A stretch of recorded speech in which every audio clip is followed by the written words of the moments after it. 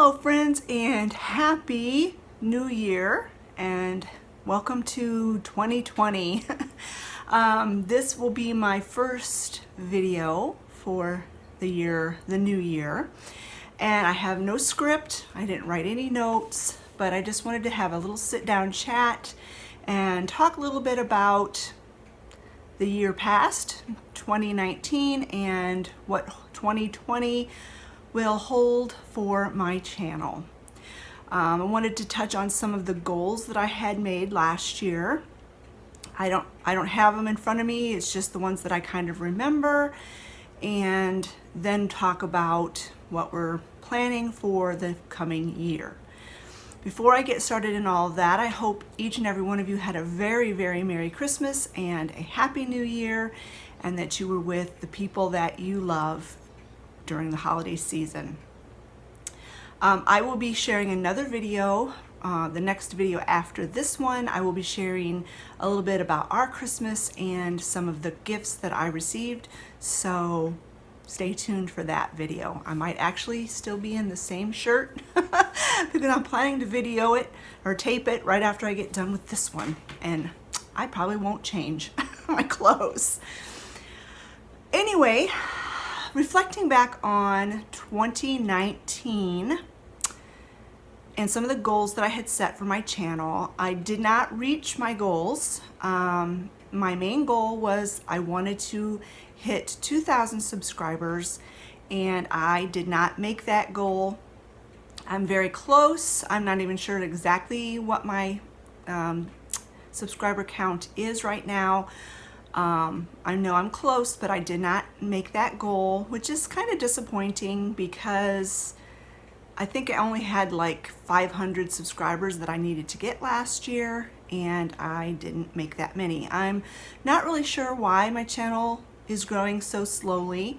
I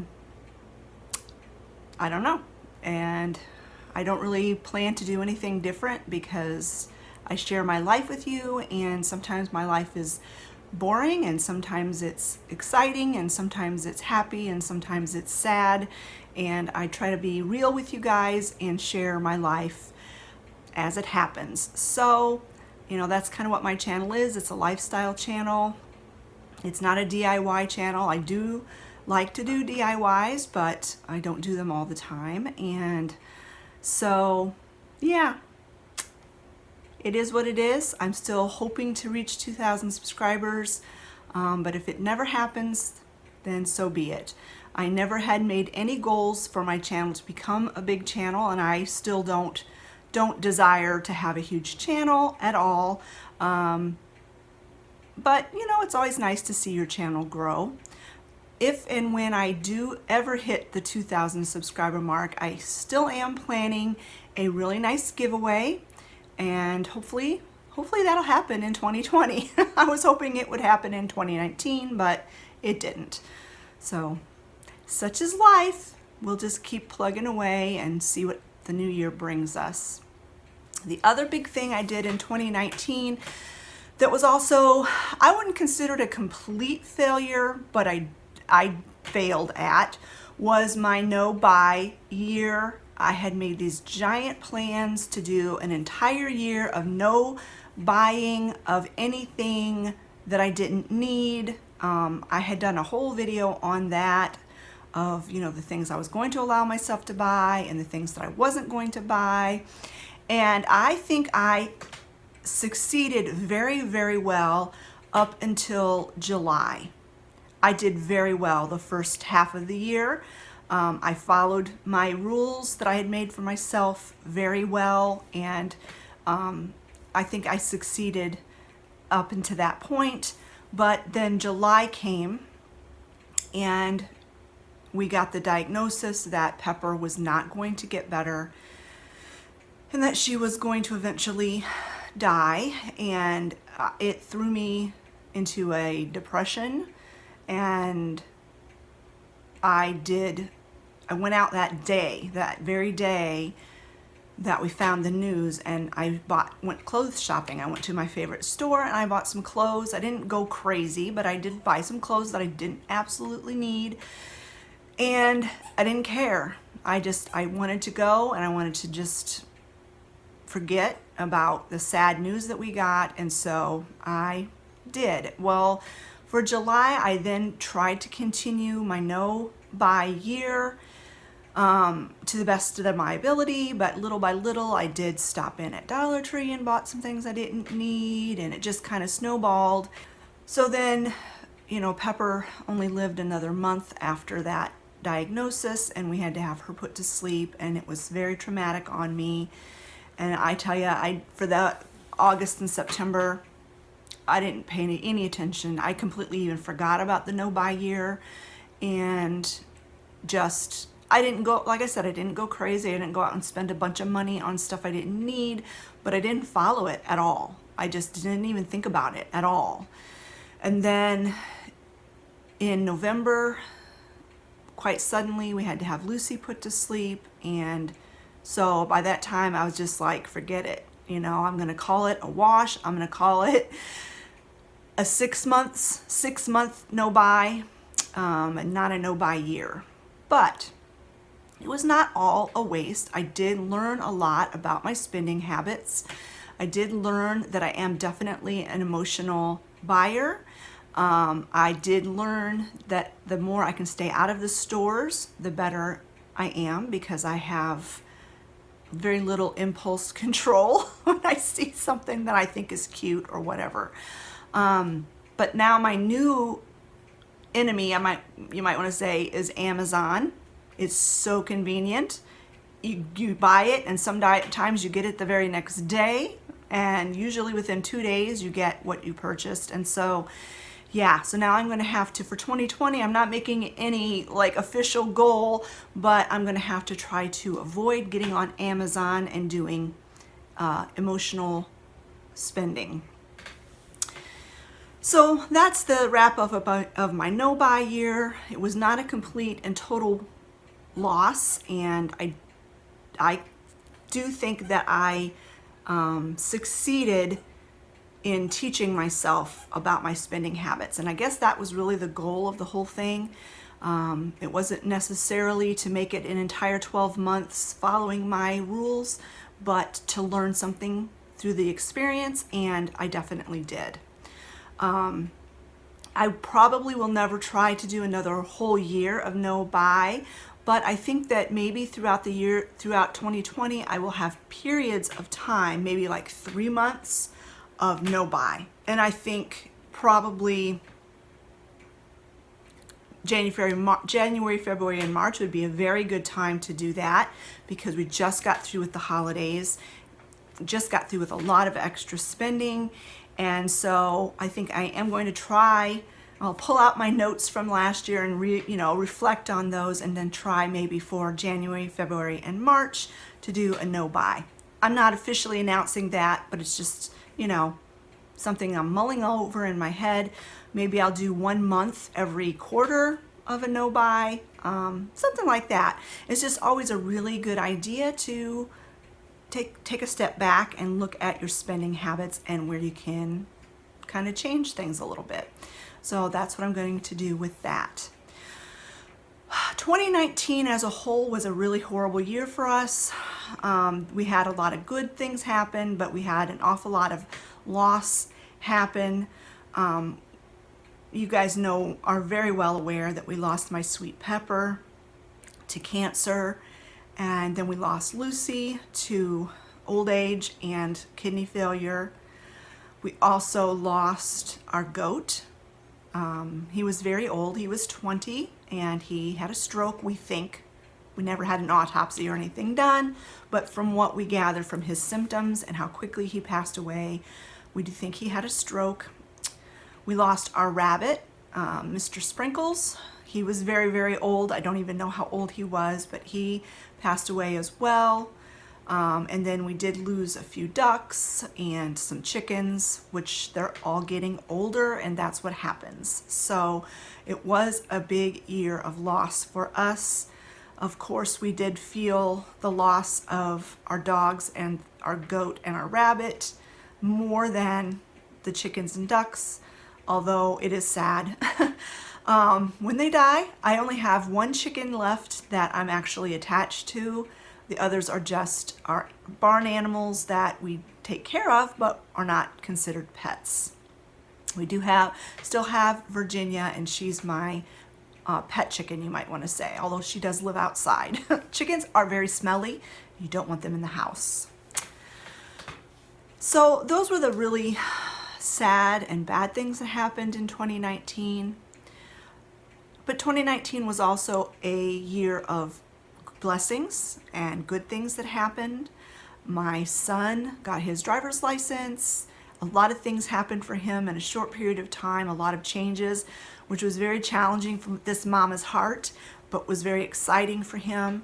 He got his driver's license, he's got his first car, and he has his first full-time job, and he's doing fantastic. The worst thing about his job is that it's an hour and 10-minute drive one way. So it's a long drive, and he has to get up really early in order to get to work on time. That's the biggest thing that's a struggle for him, is the long drive. But he does like his job. He said it's not something he wants to do for the rest of his life, but it is a good start job. It will give him a good experience and will start his resume off in a good fashion. He is working at a sheet metal company and the owner is a member of our church, and so he has a really good Christian boss, and it's just been a real blessing. It's been a real blessing for him. He's learning money management. First time he's had a checking account, first time learning to balance his checkbook. I mean, of course, all of these things are things he learned in school, or I gave him exposure to in school. But when you have to actually do these things for real, budget your money, pay for insurance, write checks, and set up an account, balance your checkbook, all of those things that are adult things, once you have to do them in real life, it's different. It's different than learning them in a school setting. So Travis is doing fantastic. He has grown into such a wonderful young man, and I'm incredibly proud of him. He has big plans for the future.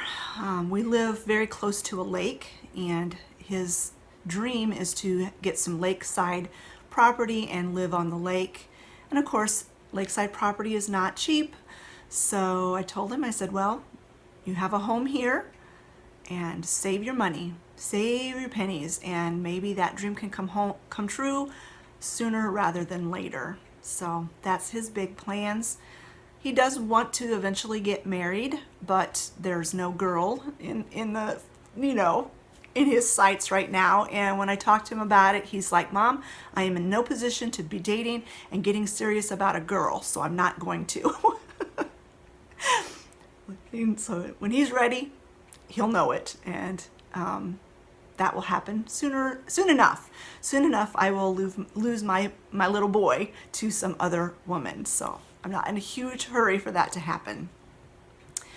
Olivia is doing very well. She is going to be turning 20 in 2020, and I won't have any more teenagers in the house, and I'm really sad about that because I loved my children at all their stages of life, and I dreaded the teenage years because I'd heard so many horror stories about it. But I tell you, I have been so blessed with my kids.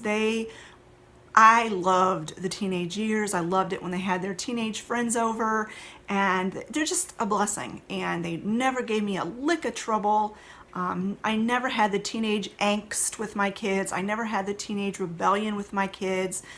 It's just been an absolute joy raising those two kids. And so anyway, it's going to be bittersweet when we no longer have any teenagers in the house. Right now, Olivia she's trying to figure things out. She doesn't really know what she wants to do. She did take some online courses to be to work in the veterinary field, not as a veterinarian, but she does want to work with animals, specifically dogs. She loves dogs and she really wants to work with them. But there's not been any job opportunities for her in that area. Right now she is working part-time cleaning houses. She does it. I mean, she doesn't love it. It's not something she wants to make a career out of, but it does give her some money and it gives her something to do. So that's good for her. She is seriously kicking around the idea of going back to school, going to college next fall. But you know, that's a big step. She wants to still live at home. So she has to find a job that's within commuter, or not a job, but a school that offers whatever it is she wants to study, which she's not sure yet what that is, within driving distance. She still has to get her driver's license. She had some bad experiences with that, and so she said, I'm not trying again. She tried a couple of times to take the test and it didn't work out. She got very discouraged, and so she's like, Mom, I'm not even going to try again until the spring. So I'm like, okay, but she really needs to get her driver's license and then a car and then a job. You know, all of these things that have to be worked out, and it will be. It'll be worked out, and it'll all happen in God's timing. And if she's meant to go back to school, then it will all work out. But she has a lot of decisions to make, and she's finding it difficult to move forward. So, but you know, like I said, she's almost 20, and I can only give advice. I can't force her to do anything, so she's got to make those decisions. But she's doing really well. She's very, very helpful around the house, because the big news for me was I got a job. It's just part-time, but I'm telling you, part-time is enough for me. There's no way I could work full-time, keep up my YouTube channel, and take care of my family. So I'm very happy that it's only part-time, and sometimes I think it's still too many hours, but it's all an adjustment thing. The days that I work, Olivia does pick up the slack here at home. She cooks every meal. You know, every time I work, she cooks dinner. I leave her a list of to-dos around the house, like laundry, or if there's a special cleaning job that needs to be done, and she does those for me, and she does not complain. And so she's been very, very helpful here at home. And I know that as time goes on and she moves on to her own life, there will be even more adjustments that have to be made here at the old homes front, you know, for me and Scott. Things will be changing, and it's not easy. It's not easy to let your children spread their wings and fly, but it is what has to happen. I'm glad my parents didn't stifle me and keep me at home, and they let me spread my wings and fly. So I've got to let my kids do the same, even though it's very difficult. It's very difficult to watch them sometimes fly and crash, and you just got to be there to pick them up and lift them up and let them go again. So anyway, that's the big changes that have happened in our family. Scott is still doing very well at his job, working his hours and bringing home the bacon, as they say, and so things are going very well for us. Moving forward to 2020, honestly, I have not made any specific goals for my channel. I just plan to continue to produce quality videos for you guys. I still plan on producing 3 videos a week as long as I possibly can. I'm not saying that there might be some weeks when you only get 2 videos, but as long as I have content that I want to share, I will produce videos for you. I don't want to just produce nothing, filler videos just to say I put a video out. So yeah, I'm going to continue on doing cleaning videos, cooking videos, day in the lives, DIYs, crafts, you know, my life. As it happens to me, I will share with you. So that's that. And like I said, with the no buy year, it might be a no buy month now and then, because I think it's good. It's a good thing to do, but it was a big chunk to bite off to try to do an entire year last year. So that's another thing I learned. It was too hefty of a goal, too lofty of a goal for me. So anyway, friends, I've chatted on for 20 minutes now, and I don't want this video to be horribly long. So I just want to thank you again for all of your love and your support, your friendship. Who would have thought when I started this channel that I would actually make friends doing it? I never imagined that, and that's the best thing that has ever come out of YouTube, is meeting, not even in person, but meeting you guys through comments, through emails, through the cards and letters that you send me. It's just been such a blessing getting to know each and every one of you. I appreciate you guys so much. I can't even express it, how much I appreciate you, and how much I love you guys. I really do. I know that sounds kind of cliche or, you know, sappy or whatever you might want to say, but I really do. I really do think of you guys as true friends, and you've been a wonderful blessing to me and to my family. You've been there to support me in the hard times and cry with me in the hard times and laugh with me in the good times, and that is what true friends are. People that are there for you no matter what you're going through. And I really appreciate it so much. I'm looking forward to 2020. I'm praying that it is much better than 2019. I'm praying we don't have any more losses in this family, and that Olivia can decide what she wants to do and proceed with her life, and that Travis continues to have safety on the roads and continues to grow and mature, and that God just blesses our family. And I pray that God blesses your families as well as we go into this new year together. Thanks so much for watching, friends, and we'll talk to you later. Happy New Year!